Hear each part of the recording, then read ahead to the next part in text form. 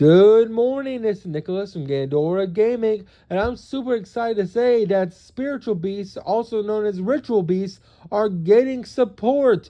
Hallelujah! Let's go! So if you don't know, ritual beast is a dual terminal archetype that most likely just got confirmed last night to be the fourth archetype getting support alongside Gen X, Infernoid, and Ice Barriers. And the reason why it was basically confirmed was because in the Gen X support reveals, they revealed the pack for the new dual terminal set where this is all coming out, and they basically showed a alternate art version of Laura. If you don't know, Ritual Beast Tamer Laura is one of the Ritual Beast Tamer monsters, and basically there's going to be a new version of her, it looks like, and they basically showed off the artwork on the cover of the brand new pack. So basically this confirms that Ritual Beast is getting support, which makes me ecstatic, because out of all the dual terminal archetypes besides Infernoid, I think I want Ritual Beast to get support the most. Ritual Beast is one of the most interesting archetypes in the game's history. It's one of the first real modern day combo decks. It came out during the time of Necroz, and honestly, a lot of their cards are non-once return. A lot of their monsters are still held up to this day as insane. The only issue is that they just need some new modern day cards to make them relevant again, because a lot of their monsters are insane, but they're still held back by the fact that it's 2015 logic when it comes to their main deck dudes, and they don't really have the ability to spam the field in order to keep fusion summoning. And that's really the only thing holding this deck back. I think their fusions are already insane. Like, yes, I would like a new boss monster for the archetype, but honestly, they have some really insane cards, which I will be going over in this video. And yeah, I want to go over this with you all. So let's explain what Ritual Beasts are, why it's insane that they're getting 4 new waves of support, and let's hope there is the same level as the Ice Barrier, Infernoid, and Gen X cards, because so far, all the support in this set has been bonkers, and I really, really want Ritual Beast to be meta again. This is one of my favorite archetypes. I know I keep saying that about a lot of archetypes, but when it comes to the dual terminal lore, this is probably my third or second best archetype underneath Infernoid when it comes to me playing it. I really do think the strategy is interesting, and it really does show you Konami's thinking in 2015 on creating modern Yu-Gi-Oh cards. So actually, let's read these guys and let's see if they're any good. So if you don't know, the Ritual Beasts are split between 2 different types. There is the Spiritual Beast, which are one half of the archetype, and then the Ritual Beast Tamers. Now, the Ritual Beast Tamers are all wind psychic monsters, and the Rituals or Spiritual Beast are all Wind Pyro, Wind Beast, Wind Thunder, Wind Aqua. They're all different types because they're all different types of animals. And honestly, the whole gimmick of this archetype is that you contact fuse using a Tamer and a Spiritual Beast in order to make a fusion monster, and that fusion monster has the ability to tag out. And that's the whole concept of this archetype. It basically goes through all the different Ritual Beast and Spiritual Beast monsters, banishing them and then recycling their fusions in order to get a whole bunch of advantage and get a lot of pops and searches and summons. It's a really cool concept. It's one of the harder archetypes to understand unless you actually played it. So I'm going to go over the Tamers first, and then we're going to go over the Spiritual Beast. So first things first, if we're talking about the Ritual Beast Tamers, we gotta talk about Elder. Elder is the best one. This guy is a level 2 wind psychic monster, 200 attack, 1000 defense.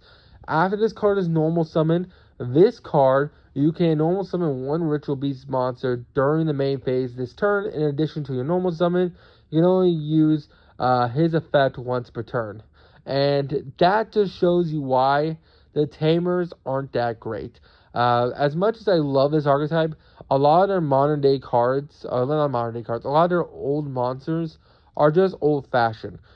Tamer is literally just double summon on legs, or like basically Goblinberg for the archetype, and he's one of the best monsters. That just shows you that we do need some love in the main deck, because without Tamer Editor, a lot of the monsters, especially the Ritual Beast Tamers, don't have the ability to summon themselves from hand, and that's an issue when your archetype's basically saying, hey, I'm going to normal summon, pass, then my turn, I'll normal summon again, and then I can contact fuse. Yeah, it doesn't work anymore. Don't have one summon to rule them all. We need to be able to put multiple monsters on field, and Tamer Editor is one of the only monsters that can do that on your Ritual Beast Tamer side. The other Tamers, I'm going to go over real quick because they're not as good. Actually, that's not true. We do have a Spiritual Beast Tamer Winda, so we should go over her as well. Tamer Beast with Spiritual Beast, she's actually pretty solid. So this card in its own possession is destroyed by opponent's card effect, by battle or card effect. Special summon one Ritual Beast monster from your deck or extra deck, ignoring its summoning conditions. You can only special summon one Ritual Beast Tamer Winda once per turn. That is the other restriction on all the Tamers and all the Ritual Beasts. Basically, they can only be special summoned once per turn, meaning you can't keep tagging out with your fusions into the same Winda Tamer or the same Elder Tamer. You gotta keep switching out the Tamers and the Elders, and basically you're looping up all your monsters, which is pretty cool. So again, this guy's amazing just because when it dies, it floats into an extra deck monster, which is really cool, but it doesn't really do anything else. It's basically a Sangan for the archetype, which is cool.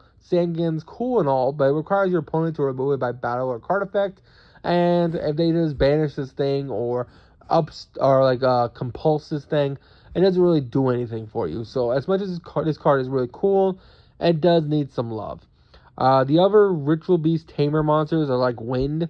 Wind says on normal summon you can target one of your banished Ritual Beast monsters, special summon it, which is cool, but it only works when you're set up. So hey, yes, it does target a banished Ritual Beast, which is cool and all.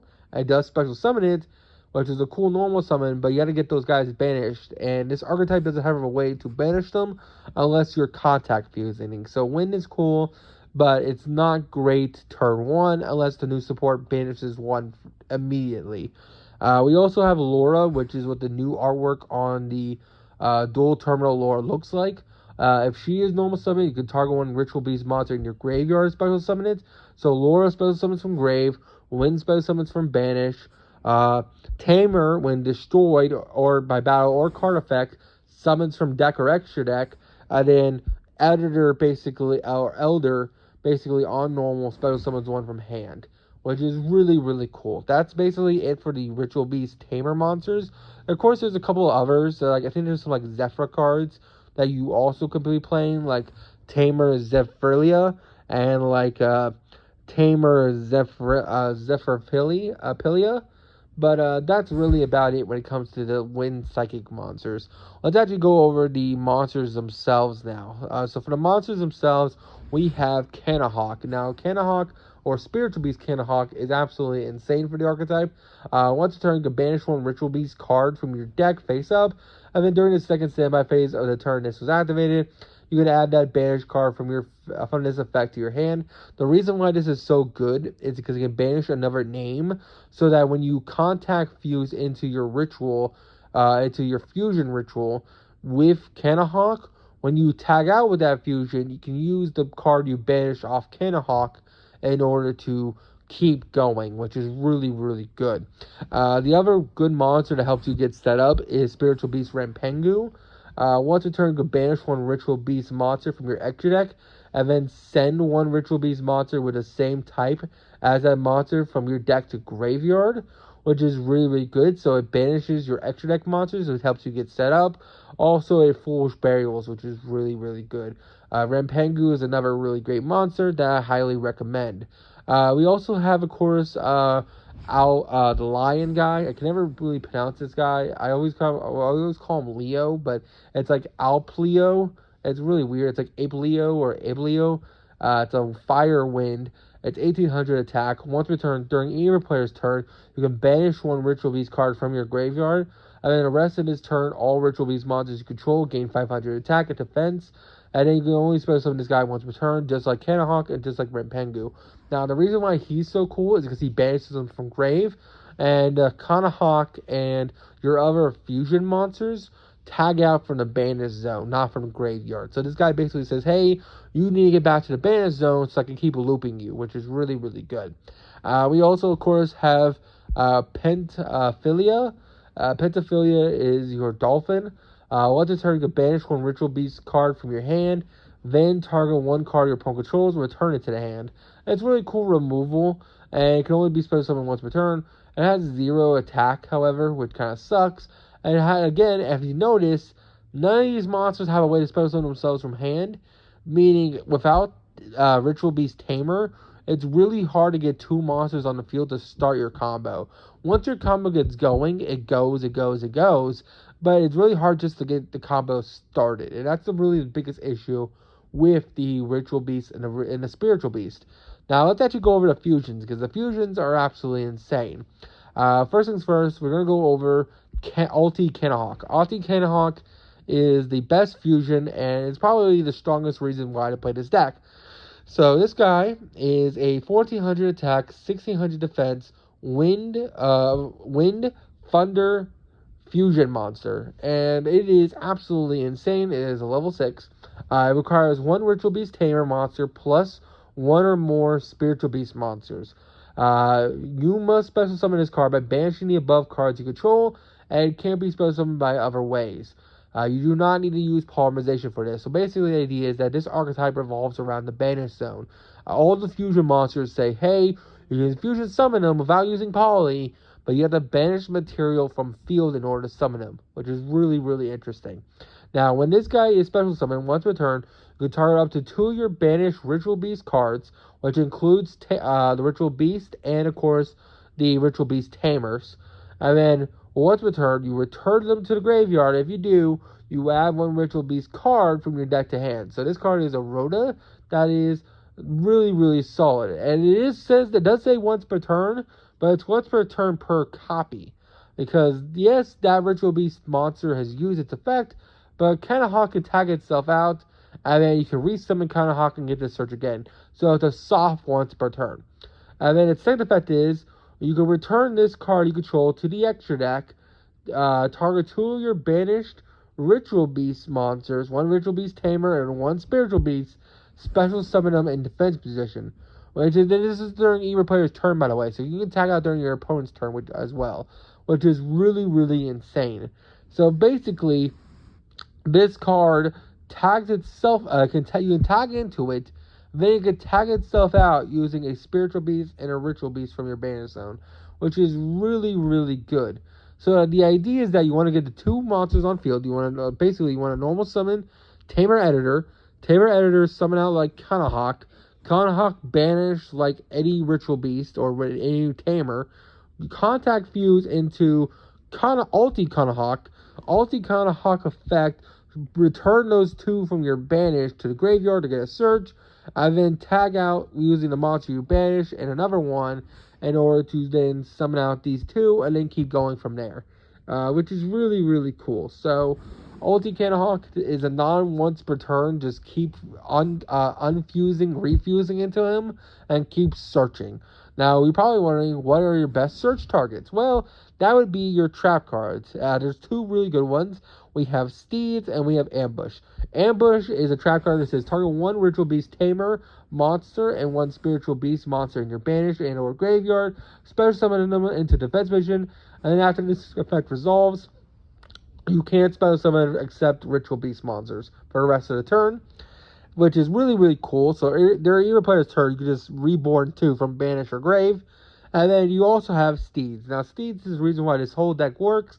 Basically, if you control a Ritual Beast monster, destroy monsters on the field up to the number of Ritual Beast monsters you currently control.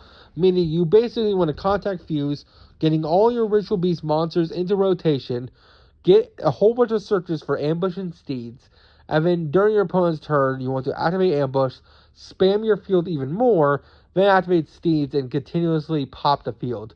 Steeds and Ambush are non-once per turns, so you can just keep reborning onto the field, and you can keep blowing them up with Steeds, which is really, really good. There's not a lot of once per turns when it comes to the Ritual Beasts, which is absolutely insane. For other rituals that are ritual fusions that matter, we have Ulti Apilio, which is the Lion fusion. This guy requires a Ritual Beast Tamer plus a non-Spiritual Beast monster. Must be fused with summoning by banishing the above materials. You can't spell summon by other ways. Do not use poly. If this card attacks, it's unaffected by other card effects until the end of the damage step. And then during either player's turn, you can return this card to your controller's action deck, target 2 of your banished monsters, and then special summon them. So basically, it's a 2600 beat stick that can't be messed with during the battle phase. And basically, it allows you to quick effect just tag out, which is really, really cool. We also, of course, have the other fusion, which is Ultimate Gali Pingu. This guy is your actual boss monster. So this guy requires a Beast Tamer monster plus a Spiritual Beast monster, or a Ritual Beast ulti monster or a Ritual Beast Tamer monster plus a Spiritual Beast. So you need Kind of Hawk plus a Ritual Beast Tamer and Spiritual Beast monster. And then he must be special summoned by banishing materials. You do not use poly. And then he gains his effect during either player's turn. When a spell, trap, or monster effect is activated, you can banish one Ritual Beast from your hand, negate the activation if you do destroy a card. So that's pretty amazing. It's a non-once return, just negate and banish a card, which is really, really good. The only downside is that you need to banish a Ritual Beast from hand in order to negate, which is really, really good. So this guy is your ultimate boss monster. He's a 3200, 2100 defense, really big monster, and he's just an omni-negate, which is really, really good.